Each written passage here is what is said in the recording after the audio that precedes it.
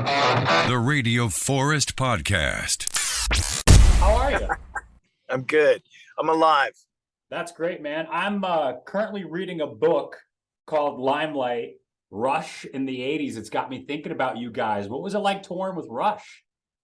That was probably the most mind-blowing tour we ever did. I mean, the fact that those guys had asked us to come out and open for them. I grew up listening to Rush. I had an older brother that was a huge Rush fan. So I at a very early age was influenced and inspired by their musical prowess and talent. So for me to, 20 years later, be on tour at the age of, 24 years old, touring with Rush, I mean, was just mind bending. They were so talented and the loveliest of human beings,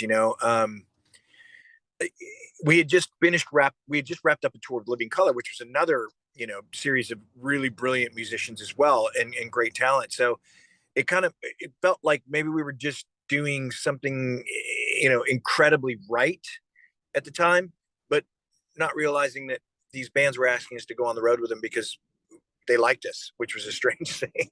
That's great. What did you pick up then as far as opening for bands like that? Because Rush kind of has a style of, we sort of care what the fans like, but mostly we do what we do. And if the fans come along, that's great. Because you guys also did a pretty big tour, I think like 94 with Metallica. They sort of have the same thing. They've got radio play now, but as a rock fan, radio didn't touch Metallica until the Black Album, really. So did you learn a lot from those two bands like that? Like just do whatever you want to do.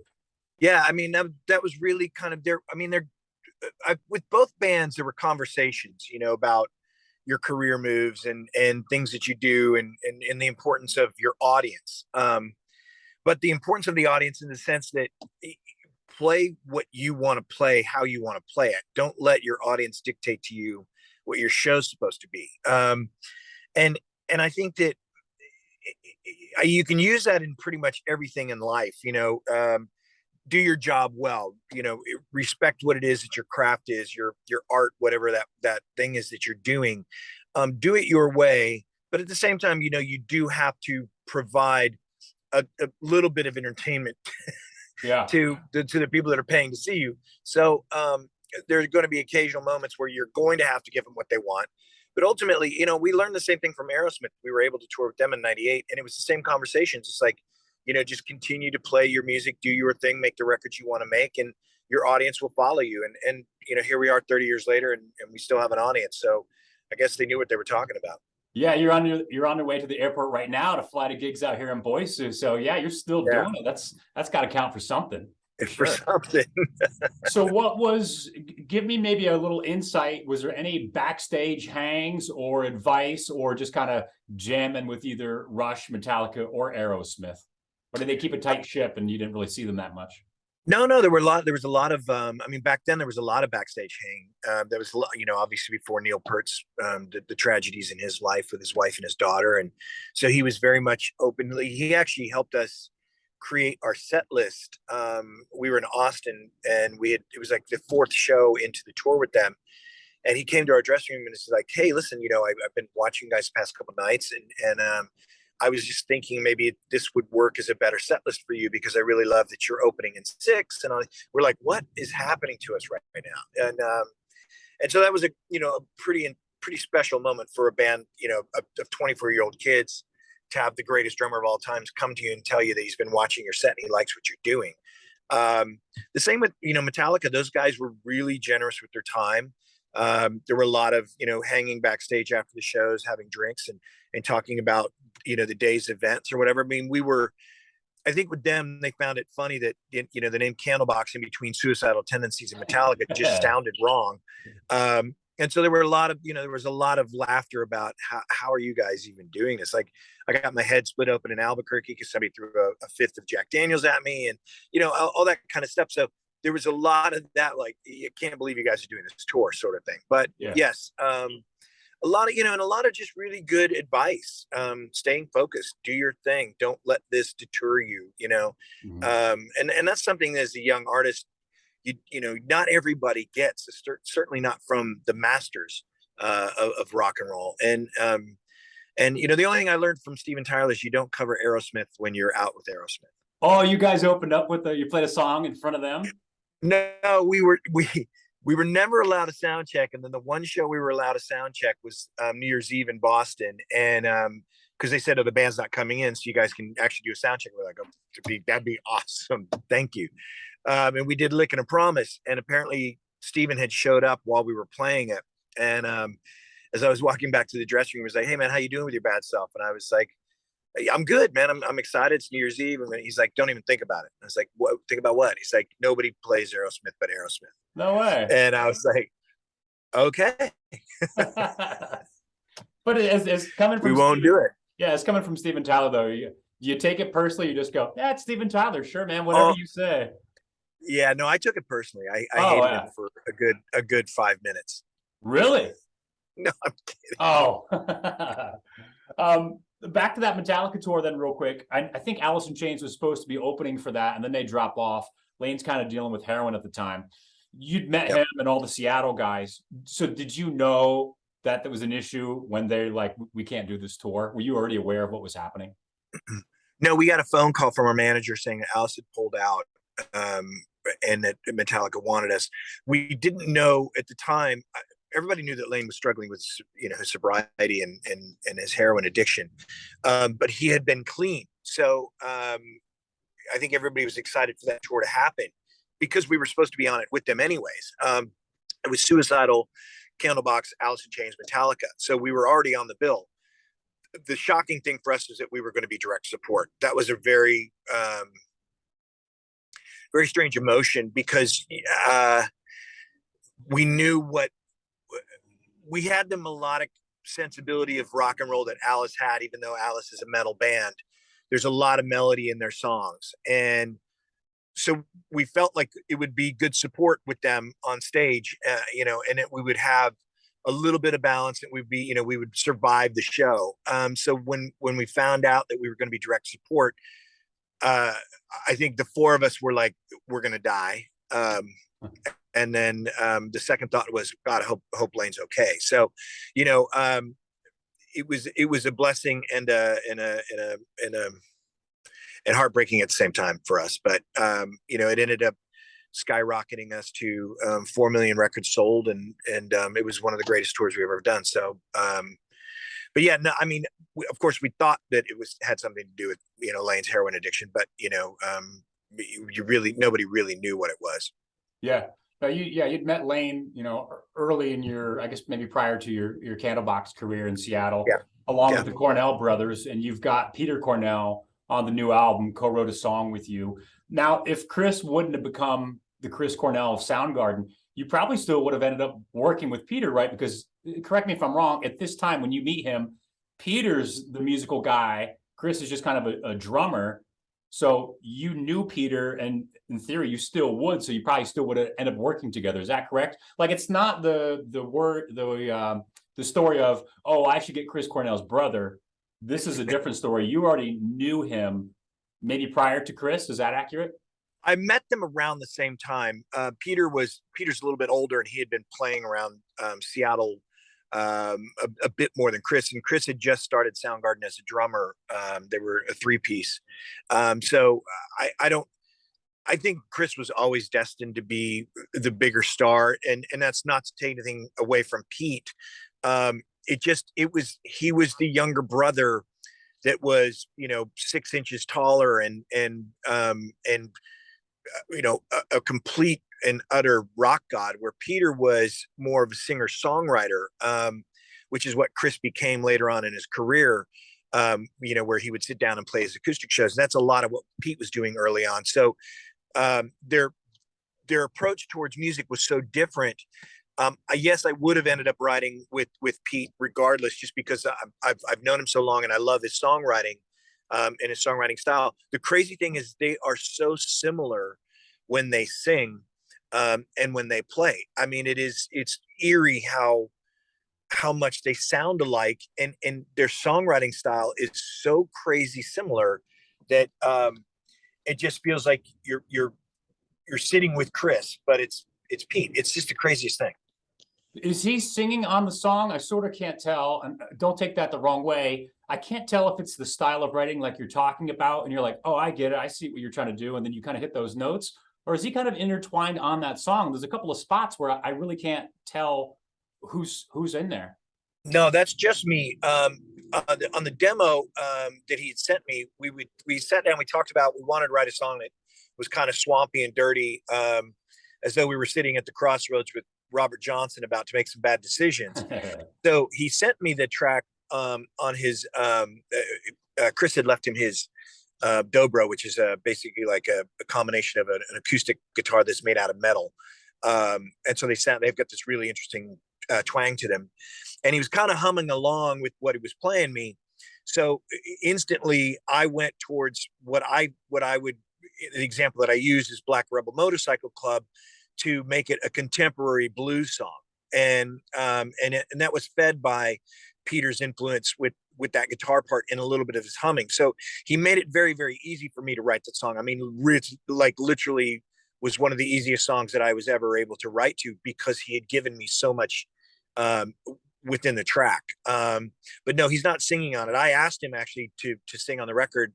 And at the time he was still, reeling a little bit from the loss of his brother. And I think this was a very cathartic moment for him in writing. And I was just so happy that he shared that talent with me and was able to provide such a beautiful rock and roll song. And it was just so inspiring. And I love him to death. He's one of my closest friends. And yeah, I'm happy it's on the track, or it's on the album. Well, that's just kudos to you then, because I can hear you kind of, it's maybe more like sustain a couple of words, and it feels like a Cornell, like you said. I'm like, it sounds kind of Cornellish with me not really knowing Peter's work. So I think that's just kudos to you to just changing some of the songs a little bit and trying different styles, which I think the new record has. There's some heavy songs. There's kind of a little bit of a twangy song, and you're really kind of stretching your voice. I know you guys did quite a bit of covers. Are those ever going to be released, or have they been released? I know you did like Loverboy and I think you did Buffalo Springfield and a couple others. Yeah. You did two of them, I think, through COVID, but didn't you guys record a handful of different covers? We did, and we were getting around to releasing them, and management's like, listen, we're getting into licensing territory here. We're getting into mechanicals, which, in this industry as a musician, you make no money off of record sales. So if you release a cover song, you're still making no money, and you've put time and effort in, which cost you money to record those songs. So I don't know if they'll ever see a light of day. I mean, I hope they will. We did some pretty cool ones. We did Ventilator Blues by the Stones. What else did we do? I mean, there's so many great songs that we did. I would love to put them out. It really just kind of depends on whether or not if we just release them as YouTube videos, that's probably the easiest thing to do. The problem is we haven't shot videos for them yet. So we've only recorded the tracks. Yeah. So therein lies the problem. But I mean, they're pretty great. And we had so much fun doing the Loverboy one. I mean, I love that band since I was a kid. And I really just was so excited to sing that song. And I was so happy it came out the way it did. But we haven't played it live. So we've talked about it.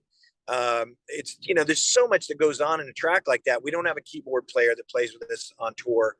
We don't have a female backup singer like we did in the video, which is our guy, Memphis's wife, Brooke. So there's a lot of things that are keeping us from doing that. But maybe someday we'll release everything and just do a complete cover tour, that'd be interesting. Yeah. I saw you guys got an acoustic show coming up in Hawaii. How did your recent acoustic tour go? Do you like those? We do. We love the acoustic tours. They're super easy.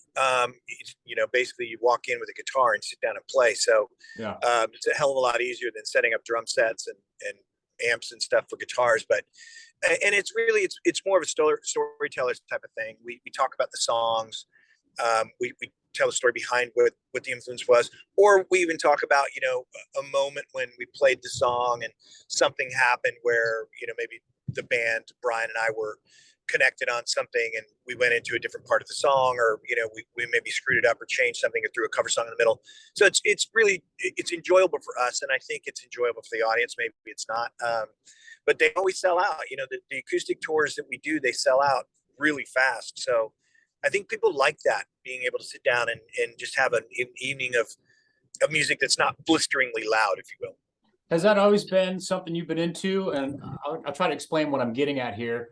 I know Kurt had said, with the Unplugged in New York, he was sort of planning for the future of like, I don't want to be screaming songs I wrote when I was 18 when I'm Mick Jagger's age. This is something that I could do and still be a musician and still entertain and still get that fuel for performance and writing songs and singing. And I've heard you say a couple of times, like, hey guys, 5 years I might be done, or 2 years I might be done. Have you thought about that maybe as I'm in the public eye and I age, acoustic is the way to go? Or have you just always been into that? Yeah, I don't know. I mean, I like playing acoustically, but I also, I am retiring just because COVID, being home for 20 months with my wife and my son was a game changer for me. How awesome was that, right? It was. I had not been home to be a husband and a father like that since I met my wife and since I had my son. And I connected on a different level with them that I didn't expect to. And I know it's time for me to kind of put this away. I have a foundation that I do called Riptide Society, which will require to continue to play the acoustic shows to raise money for the foundation. But that will just be me, going out with a band at the age of 53, 54, 55, 56 years old, the way that we do it. We're not of the success of the Foo Fighters and Pearl Jam and all that stuff. We still travel with a very light crew and all 8 of us on a tour bus. And, it's not as glamorous as it used to be. And it's certainly a lot harder when you get older, physically and emotionally.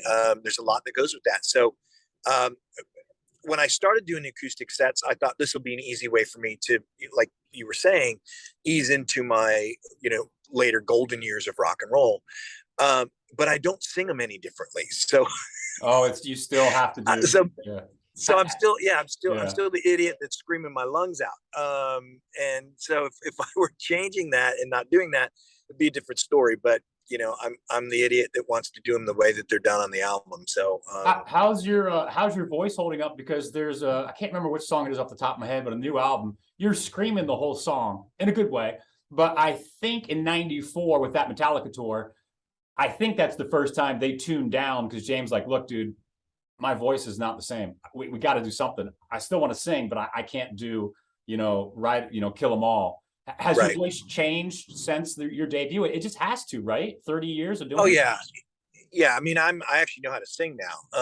When I started Candlebox, I was a drummer that got suckered into singing some demos that ended up, getting the band signed. So I'm the reluctant lead singer of Candlebox. But I've learned over the 30 years of touring how this thing works. My voice is actually stronger now than it's ever been, which is, I think, has a lot to do with that. I don't smoke cigarettes. I drink just straight whiskey, and I've learned how to build this muscle into something that's become very, very strong. No Aerosmith covers. Yeah, and we don't. We still do everything in standard tuning. There's no half step down or full step down. So and that may be, listen, I never did cocaine. I wasn't a big drug user like that. And that might have a lot to do with why my voice is in the shape it's in. Back then, James Hetfield was doing a lot of cocaine, and that is that can be a voice destroyer for a lot of people that don't realize how much that damages the vocal cords. So I took care of mine, I guess. I have had to cancel, I think, 3 shows in 30 years because of my voice, but that's not too bad. No, I heard about a documentary like Far Behind, the Candlebox story. Is that still in the works? Is that coming out soon? Yeah, that comes out, I think, in the spring of next year. A&E, I believe A&E bought it, and they want to air it. So I think it comes out like in the spring. Yeah, and we're really excited about that because a lot of people don't know the story behind Candlebox. They remember that first album. They remember Far Behind and You and maybe Cover Me, and then they lost track of us because we ended up making records we wanted to make, not records the label forced us to make. And with that, you lose those instant fans that love a song like Far Behind. But that's fine. I mean, we've still got gold records here and there, and we're still able to go out and tour and play to 1,500 to 5,000 people a night.